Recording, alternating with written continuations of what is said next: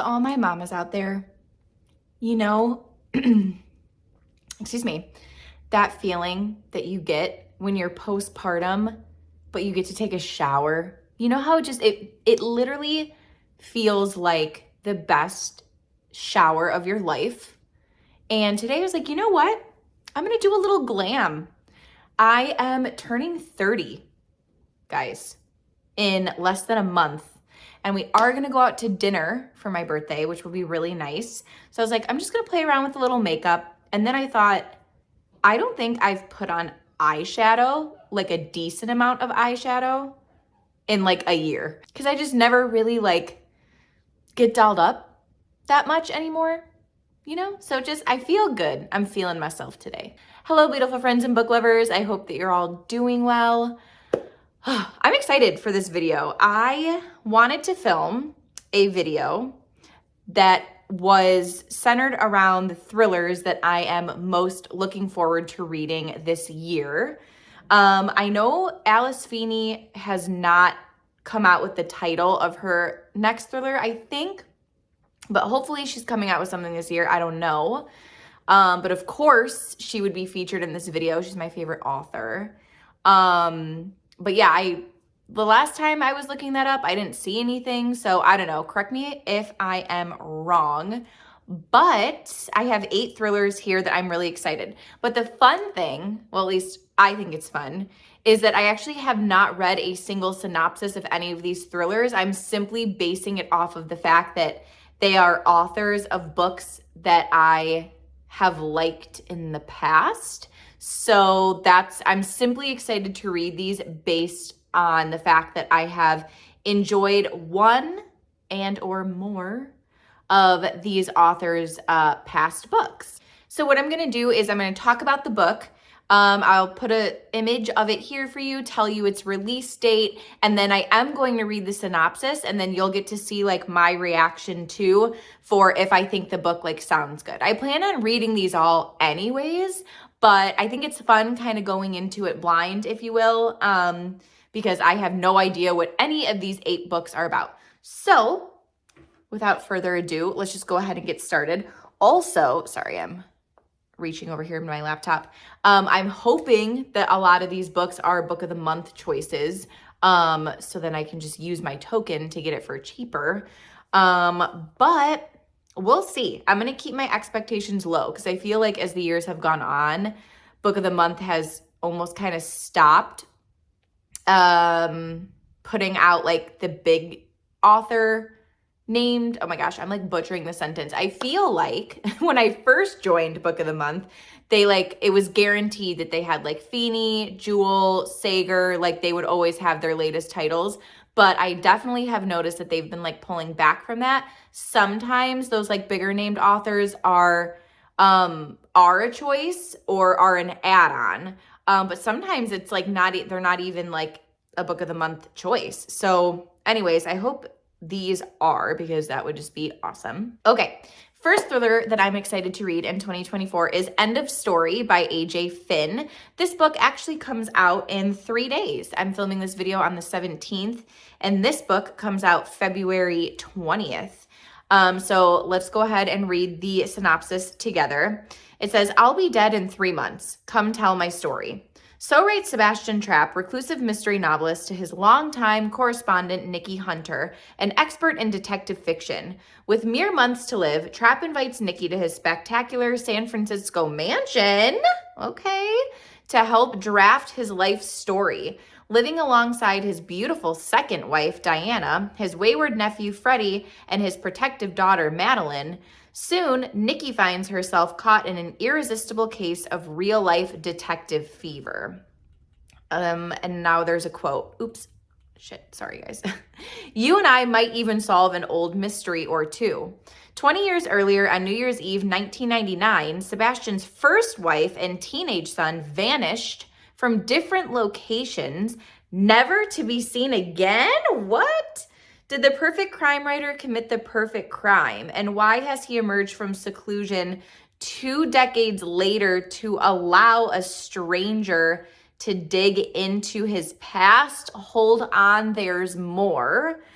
A quote, "Life is hard. After all, it kills you." As Nikki attempts to weave together the strands of Sebastian's life, she becomes obsessed with discovering the truth, while Madeline begins to question what her beloved father might actually know about that long ago night. And when a corpse appears in the family's koi pond, both women are shocked to find that the past isn't gone, it's just waiting. Okay. I actually think that sounds really good. If you don't know, this is the author of The Woman in the Window, which I did enjoy. It's not like an all-time favorite thriller, but I did enjoy it. But this sounds really good. I think the most enticing part for me was the fact that his first wife and his son went missing. They weren't together, that we think, right? Because you never know. You never know. But then they were never seen again. So like that is super intriguing to me. So that is number 1 of the thrillers I'm most excited for. Number 2 is Darling Girls by Sally Hepworth. This, by the way, I should have said this in the beginning. All of the dates that I'm saying are the US release dates. I know sometimes it's different for like the UK and whatnot, but these are all US dates. So Darling Girls comes out April 23rd.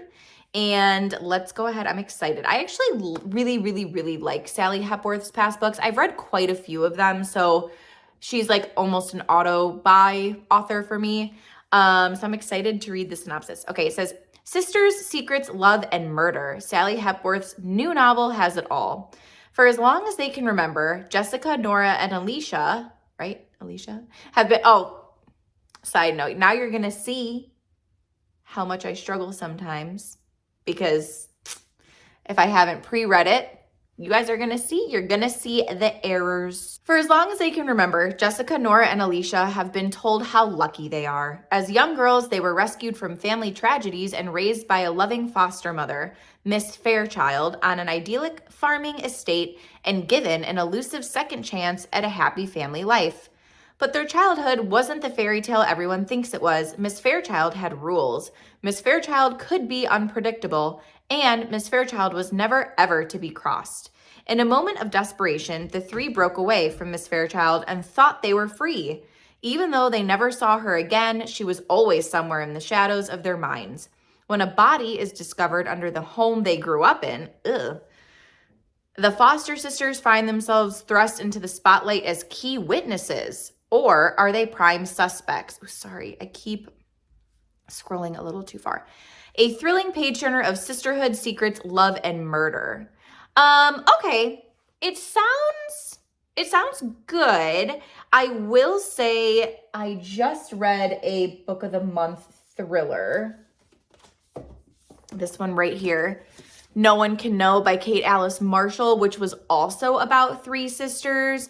And I didn't love the like 3 point of views, like hip hopping back and forth, past and present. Like I have a feeling this book kind of might be set up like that, like where we have multiple point of views, and like past and present sometimes is honestly so annoying for me. Like I'd rather just have everything going on in like the present tense.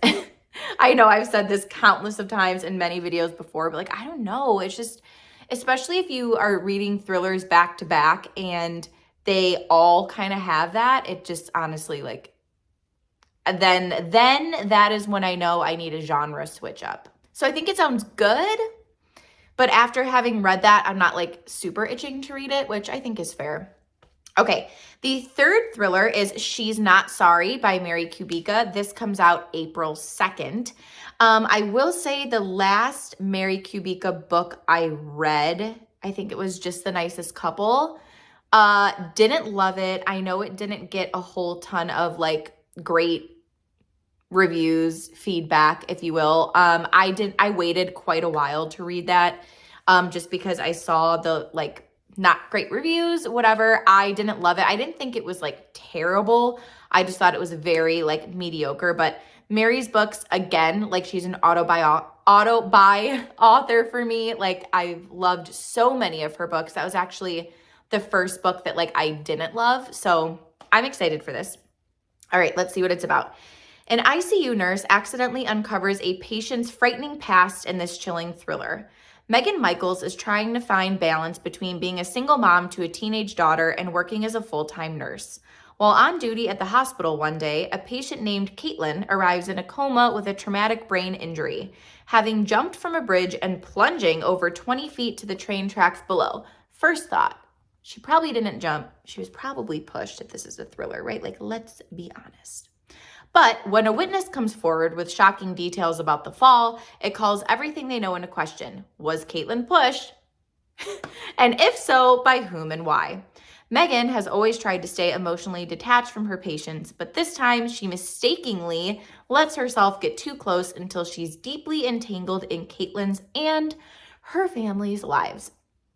Only when it's too late does she realize that she and her daughter could be the next victims. All right, that sounds good, right? Because it's kind of like, hey, like, stop digging. Like, you're digging into something that doesn't involve you, and now you and your daughter might be the next victims. Like, that's kind of the vibe I got. It sounds good. Again, like, after reading that, am I itching to read it? Not really, but like, I think it still sounds good. I just don't think it's like, oh my gosh, I need this book right now. This next book I am so excited for because it's taken a little bit of time for this author to come out with this next book. And that is The Midnight Feast by Lucy Foley. Comes out June 6th. So the only book I've enjoyed by this author is actually The Paris Apartment.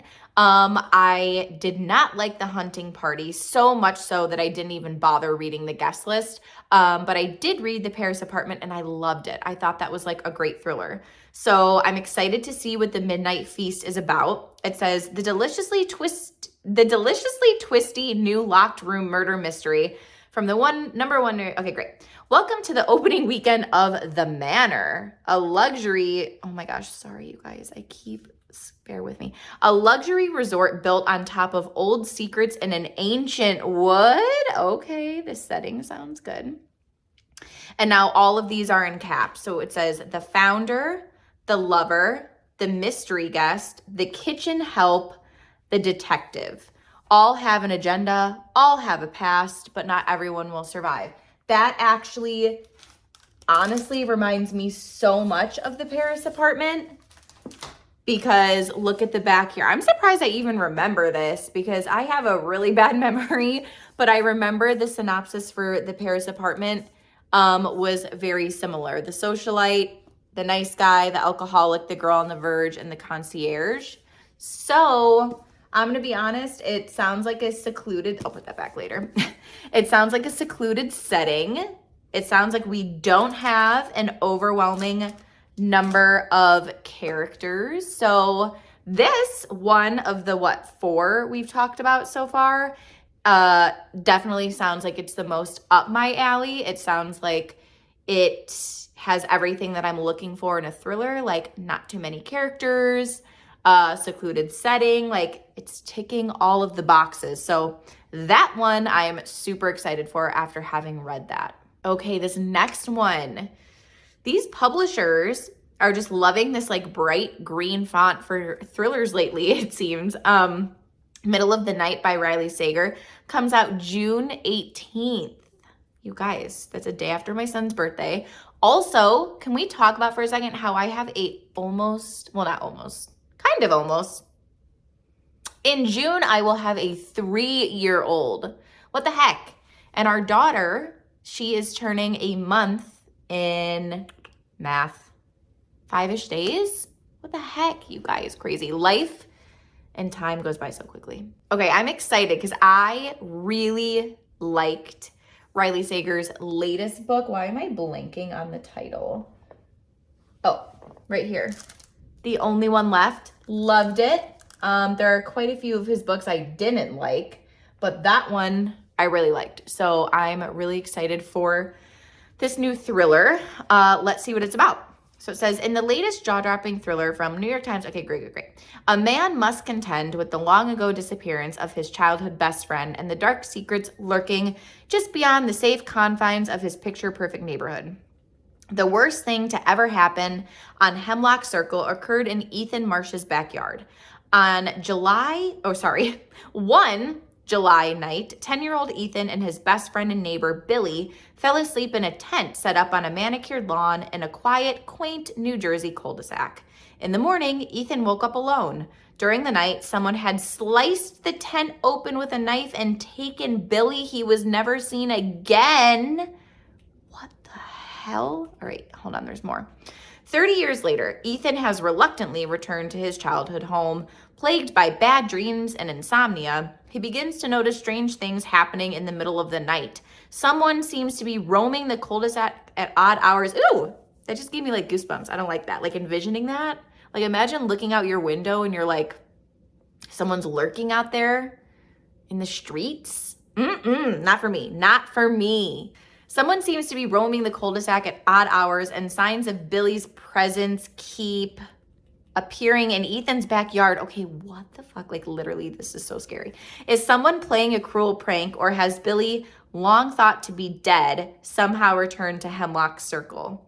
The mysterious occurrences prompt Ethan to investigate what really happened that night. A quest that reunites him with former friends and neighbors and leads him into the woods that surround Hemlock Circle. Woods where Billy claimed monsters roamed and where a mysterious institute does clandestine research on a crumbling estate. Oh my God, sorry, there's more. The closer Ethan gets to the truth, the more he realizes that no place, be it quiet forest or suburban street, is completely safe, and that the past has a way of haunting the present. You know what vibes this is giving me? The Chalk Man by CJ Tudor. Like after reading that, right? Like if you've read this, does that not sound like a very similar premise? I mean, literally, as I was reading this, I just kept thinking of this book, which by the way, if you've never read this book, do it. It is a quick, look at how thin that is. It is a quick thriller and it's freaking amazing.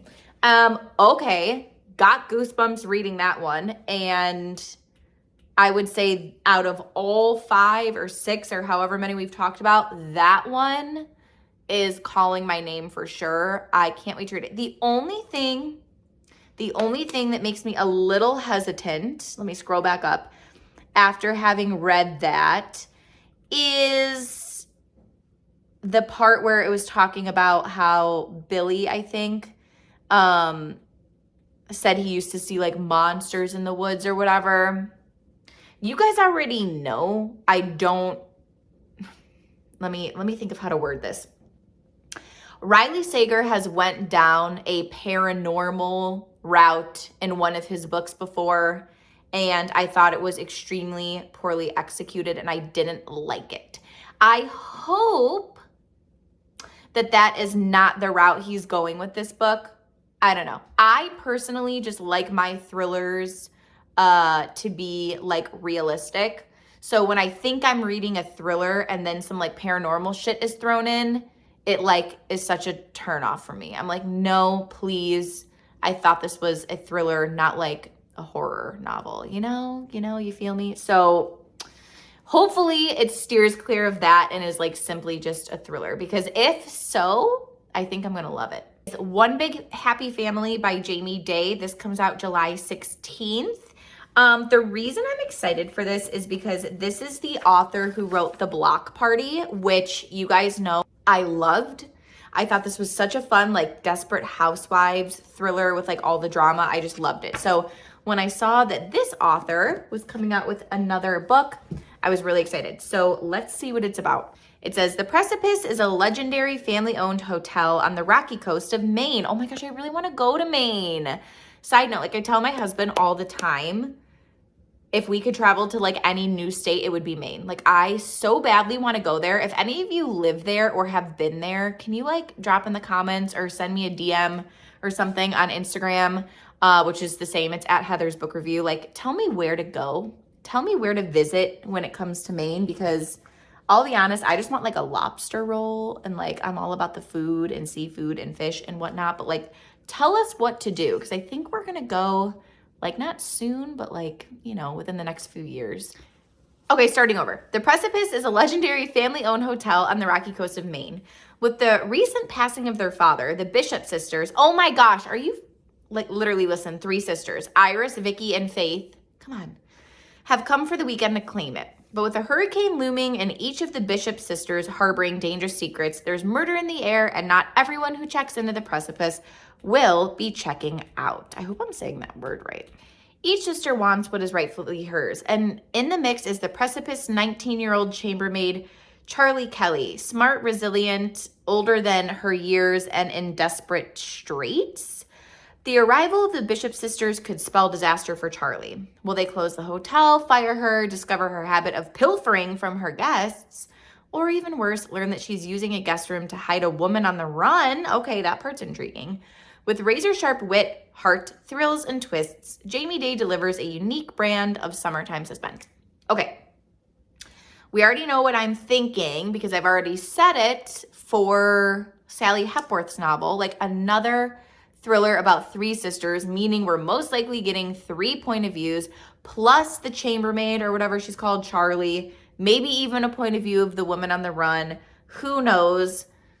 Not super jazzed about it, just because it kind of sounds like something that's, I've read a decent amount of recently, but who knows? The woman on the run part, that was intriguing, so I'll still read it, but I don't know, I'm not like itching to read it. Okay, this one, and I'm like obsessed with this cover already. I don't know if this is going to be like the US cover or what, but Breaking the Dark by Lisa Jewell comes out July 4th. Let's see. Meet Jessica Jones, a private investigator and retired superhero based out of Hell's Kitchen, Manhattan, who goes from job to job as a hard-living, rough-talking loner. And then a wealthy Upper East Side woman pays her a visit. Amber Randall is concerned about her twin 16-year-olds, Lark and Fox, who have acted and looked very different since they returned from spending the summer with their British father in the UK. She tells Jessica that her children have unnaturally perfect skin for teenagers and have lost all of the tics and habits that made them who they were. Did they just get some like good skincare? Like, what are we supposed to take away from that? They are not Lark and Fox, she tells Jessica. Something has happened to them. Okay. To find out more, Jessica travels to Essex to talk to their father, and once there meets Belle, who is living a curiously isolated existence in a rundown farmhouse with her guardian, Deborah. Jessica knows that Lark and Fox had spent the summer with Belle, but can this unworldly teenager really be responsible for Lark and Fox's new personas? Jessica soon discovers that behind Belle and Deborah, evil geniuses are playing a dangerous game with technology in order to make the world a better place, not caring who gets hurt, maimed, or even killed in the process. Can Jessica stop them from wreaking destruction on a whole generation of young people? Nothing is certain in Lisa Jewell's gripping and most imaginative novel yet. Ooh, I don't know. I feel like I have to sit on that one. Like, what does it mean when it says like technology in order to make the world a better place? Like, I feel like that's super vague. And Jewell is setting herself up for like, I don't know, like the opportunity to go down like so many routes with that. You know what I mean? Like, I don't even know what to think. What are you guys thinking? I'm going to be honest. The fact that it's being marketed as like her most imaginative thriller, I don't know. It's making me nervous, like not a good nervous. I don't know. Maybe that's just me being like a negative Nancy. We'll see. I think I just have like super high expectations because none of this is true. I'll link my review up here. Was my favorite book of 2023. So I think I just got to keep those expectations low, go into it with an open mind. This one, oh my gosh, you guys. The Best Lies by David Ellis is coming out July 23rd. Look Closer by David Ellis was another book that made my top 10 of 2023, which I'll link up here if you haven't seen it yet. Whew, I'm excited to read this synopsis because his last book, let me tell ya, that shit was good. All right, here we go.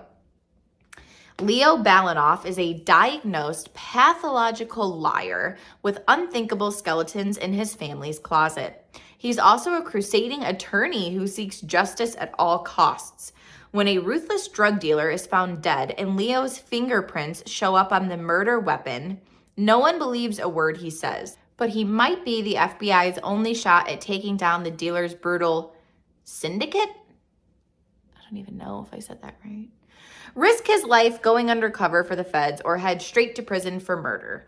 Leo accepts the FBI's offer, but it comes with a price, including a collision course with his ex, Andy, oh, here we go, Petrowski, a former cop and the one who got away. Forced to walk a tightrope between an ambitious FBI agent and a cruel, calculating crime boss, Leo's trapped in a corner. But he has more secrets than anyone realizes and a few more cards left to play. Okay. I don't know. Kind of sounds like what? Like there's going to be a little bit of a love story, like the one who got away. They have to work together. But it is marketed as a fast-paced, twisty thriller. And let me tell you, if you have not read, look closer. That thriller is exactly that, a fast-paced, twisty thriller. Okay? So I'm hopeful. But I feel like I didn't get a whole ton from that synopsis, like just from the synopsis alone, but I'm excited. So yes, that was fun. It was actually fun to do, to like read all of the book descriptions with you guys and just kind of like have a little bit of a live reaction to them. Let me know which of these books you're the most excited for, or all of the ones that you're excited for. And as always, thanks so much for watching, and I'll see you in my next video. Bye, you guys.